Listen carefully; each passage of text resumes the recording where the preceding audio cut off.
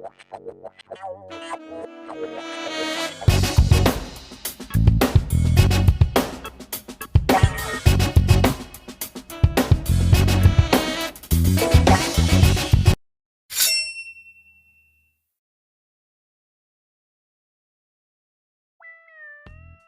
have a love-hate relationship for the sci-fi genre.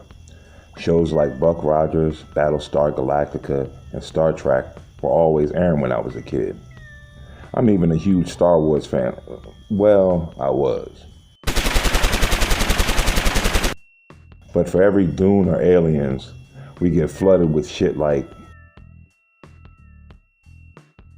But I present for you today Screamers, a humble but forgotten sci-fi movie from 1995, on a budget of $14 million, but only earning 5.7 from the box office.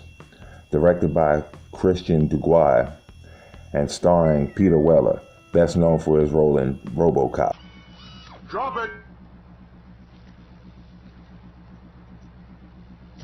Dead or alive, you are coming with me. The IMDb and Rotten Tomatoes scores are mediocre, but this seems to have had a good enough response to have spawned an eventual sequel. But I'm really here to talk about the original. Starting out with the exposition. Gotta love that, right? Explain the situation we're about to be thrust into.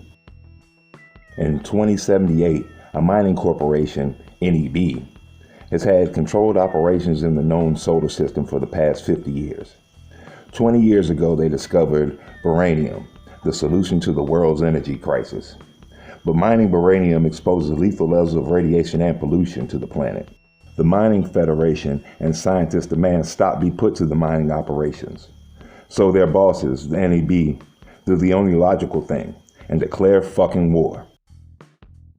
The war has mostly been controlled on a planet, Sirius B6, decimating the population and the planet, and also leaving a threat beyond imagination. The radiation-ridden mining planet of B6 has been caught in the middle of decades of conflict, sprinkled with military outposts, but they are decimated as a result of these decades of conflict. Our first real visual started at a command post.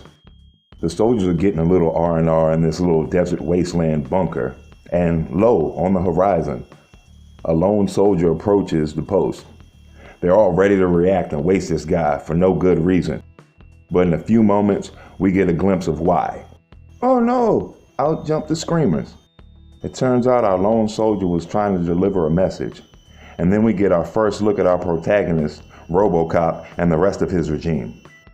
The message is from military command and claims that the NEB Corps has discovered beryllium on another planet, and it doesn't have the same harsh side effects that it does on this planet, and that they've had enough talks of peace to be ready to sign a world peace agreement. So RoboCop must go to NEB headquarters on Sirius B6 and deliver the message to end the conflict. A ship making a distress call crash lands on B6, and RoboCop and his regime go out to check it out. And instantly here come the Screamers. The crash had one lone survivor, Ace Jefferson. And after a debriefing from Jefferson and a dismantling of one of the Screamers, we get a small foreshadowing that they are evolving and that RoboCop and his team, due to bureaucracy, are never going to get off the planet. So RoboCop sets out with Launchpad Ace Jefferson, and they try to change the fact by going to negotiate at NEB headquarters. Now this is where the movie really starts to get going. You start to understand Launchpad and RoboCop's motivations. Actually, I feel this entire movie is really an exploration of motivations. What would you do in a dystopian situation? Would you keep going?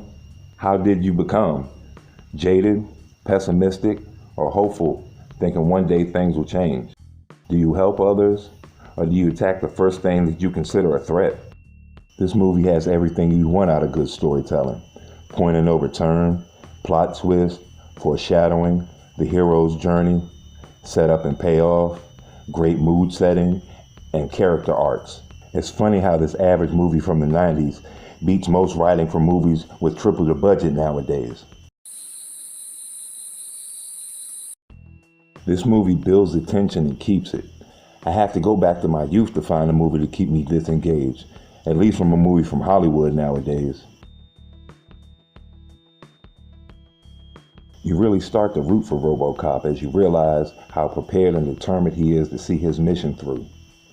The reality of life and gravity of the situation are pretty bleak, but he finds the reason to take that next step forward, almost like a hero or something.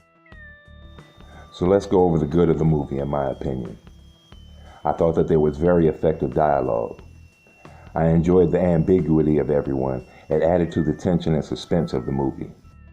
I really enjoyed the plot twist in this movie.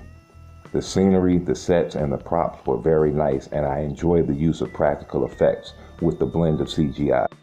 The tone of the movie is always played serious, and it's very good at portraying the tension-filled scenes. I think it's an interesting story, and you can easily grasp the magnitude and severity of the situation you're in. The reactions and behaviors of all the actors all seem rational and mature, given the information we're presented. There were great character moments and a few great payoffs. This movie was crazy, but I think in a controlled way. More about human behavior and a crazy situation than just a crazy situation itself. If you like sci-fi and you just want to be entertained by a movie, no politics, no tricks up its sleeve, I would definitely recommend Screamers. Now let's go on to the bad. There's a lot of movie cliches in here. I get hints at Terminator, Aliens, Tremors, Blade Runner, even Empire Strikes Back. And there's arguably the absence of a likable character, depending on your glass of beer. I don't know if it's the script or the acting, but it's hard to find any real charisma from these actors, to be honest. I believe this movie could have been a lot better than it was. I'm not sure if it's the tone or the script, but at times it feels like a sci-fi channel movie. But with that said, it's still light years better than the nonsensical events or motivations from modern sci-fi. The screamers come and go as the plot needed to. I mean, 1 minute it's a high pressure situation. The next, everyone is lowering their guns and going into relax mode. This movie does have its cheesy moments, and they are pretty bad. But I would have to say, in all fairness, it's only like 2 to 3% of this movie. It's really just 90s CGI. Now, the highlights for me were the sets and the cinematography. I thought they were excellent and added to every scene. The high tension scenes were very well executed, and you get to see all the action without a bunch of choppy quick cuts or handheld shaky cam. I also enjoyed the use of pyrotechnics and stuntmen, and not just totally relying on CGI to bring up more realism to the overall production. It's always a plus in my book. I'd give Screamers a 3 out of 5 and a thumbs up.